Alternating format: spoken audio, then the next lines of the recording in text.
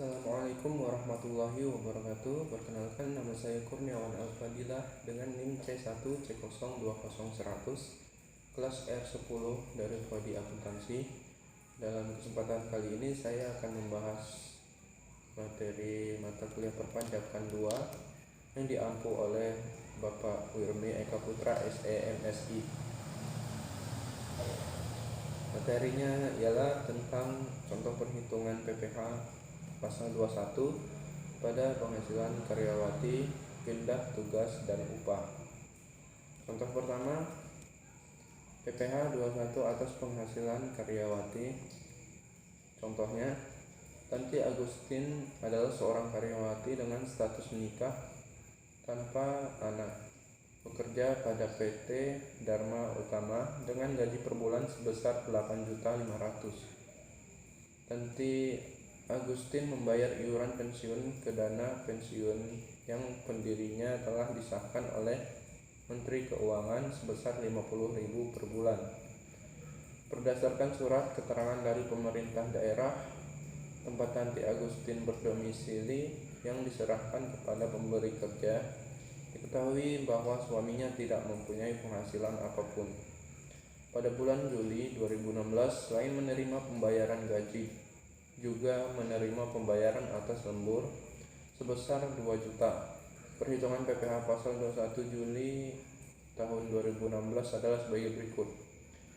Perhitungan PPh pasal 21, gaji per bulan sebesar 8.500.000 ditambah lembur atau overtime, maka penghasilan brutonya sebesar 10.500.000.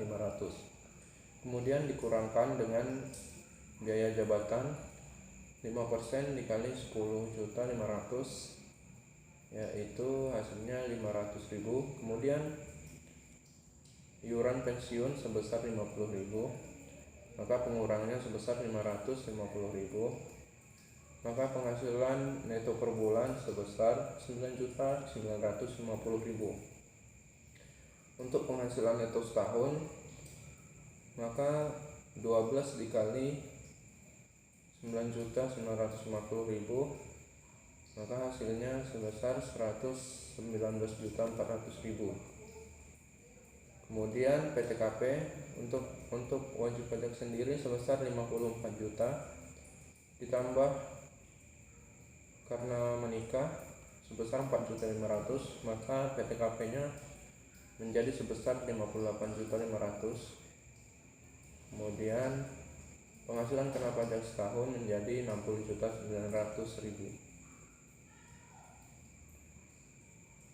Selanjutnya PPh pasal 21 setahun, 5% dikali 50 juta sama dengan 2.500.000. Kemudian 15% dikali 10.900.000, maka hasilnya menjadi 1.635.000. Kemudian ditambah, maka hasilnya menjadi 4.135.000.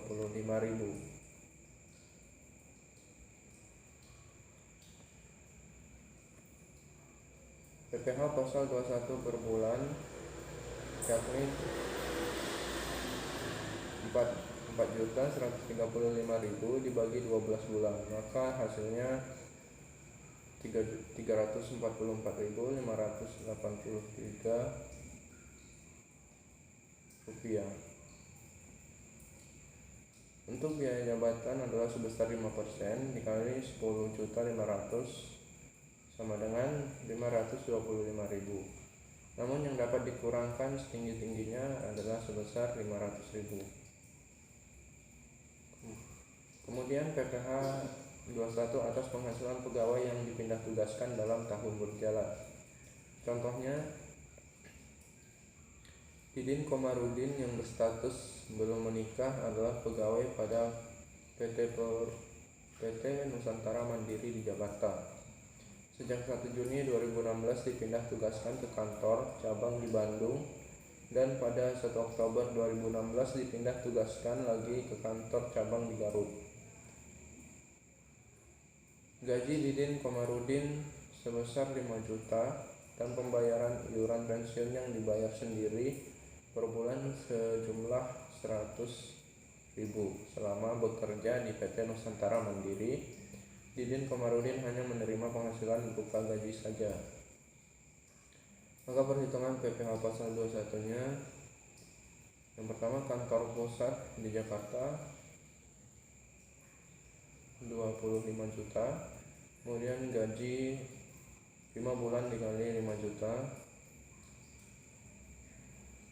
Maaf, saya ulangi, perhitungan PPh pasal 21 kantor pusat di Jakarta. Untuk gajinya sebesar 5 dikali 5 juta, maka gajinya sebesar 25 juta. Kemudian dikurangkan dengan biaya jabatan 5% dikali 25 juta sama dengan 1.250.000. Kemudian dikurangkan lagi dengan iuran pensiun di 5 bulan dikali 100.000, maka besaran iuran pensiunnya menjadi 500.000. Maka penghasilan itu 5 bulan adalah 23.250.000. Penghasilan itu setahun 12/5 dikali 23.250.000 sama dengan 55.800.000. Kemudian untuk PTKP, untuk wajib pajak sendiri sebesar 54 juta. Penghasilan kena pajak menjadi 1.800.000.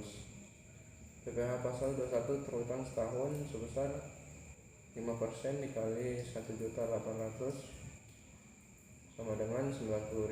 Kemudian PPh pasal 21 terutang masa Januari sampai dengan Mei 2016 adalah 5/12 dikali 90.000, maka hasilnya 37.500. PPh pasal 21 yang sudah dipotong masa Januari sampai dengan Mei 2009 adalah 5 dikali 7.500 sama dengan 37.500. Catatan, PPh pasal 21 yang telah dipotong pada bulan Januari sampai dengan Mei untuk setiap bulannya adalah sebesar 7.500. Selanjutnya PPh atas upah. Contoh berikut adalah perhitungan upah harian. Jarwo dengan status belum menikah pada bulan Januari 2000 sekian bekerja sebagai buruh harian PT Gubel. Ia bekerja selama 27 hari dan menerima upah harian sebesar 200.000. Hitunglah PPh pasal 21-nya. Perhitungan PPh pasal 21 terutang. Upah sehari sebesar 200.000 dikurang batas upah harian tidak dilakukan pemotongan PPh sebesar 450.000, maka penghasilan kena pajak sehari sebesar 0 rupiah. PPh pasal 21 dipotong atas upah sehari sebesar 0 rupiah. Sampai dengan hari ke-22, karena jumlah kumulatif upah yang diterima belum melebihi 4.500.000, maka tidak ada PPh pasal 21 yang dipotong. Pada hari ke-23 jumlah kumulatif upah yang diterima melebihi 4.500.000, maka PPh pasal 21 terutang dihitung berdasarkan upah setelah dikurangi PTKP yang sebenarnya. Untuk upah sampai dengan hari ke-23 yaitu 200.000 dikali 23 hari sama dengan 4.600. Kemudian PTKP-nya sebesar 23 hari dikali dalam kurung 54 juta per 360 hari sama dengan 3.450. Maka penghasilan kena pajaknya sampai dengan hari ke-23 yakni sebesar 1.150.000. PPh pasal 21 terutang sampai dengan hari ke-23 yakni 5% dikali 1.150.000 sama dengan 57.500. PPh pasal 21 yang telah dipotong sampai dengan hari ke-22 sebesar Rp0. PPh pasal 21 yang harus dipotong pada hari ke-23 sebesar Rp57. Sehingga hari ke-23 upah bersih yang diterima Jarwo sebesar Rp200.000 dikurang Rp57.500 sama dengan Rp142.500. Sekian pembahasan materi kali ini, semoga dapat dipahami dengan baik. Mohon maaf atas kekurangannya. Saya akhiri, wassalamualaikum warahmatullahi wabarakatuh.